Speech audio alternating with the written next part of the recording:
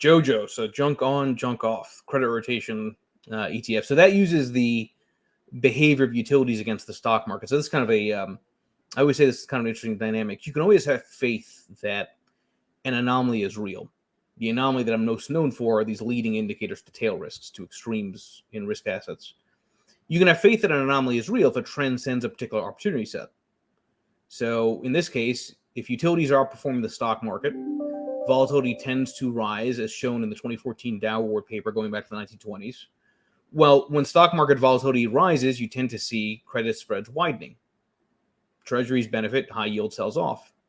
So in that case, that ETF goes junk off fully in treasuries. Otherwise, if utilities are underperforming the stock market, lower stock market volatility likely, that ETF goes all in junk on into high yield. So it's really just playing with credit quality.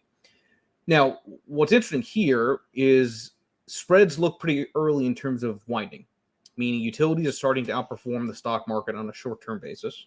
We know spreads have been incredibly tight, and the time to worry about bonds is when spreads are very tight. Public information, the ETF is fully in treasuries as we speak.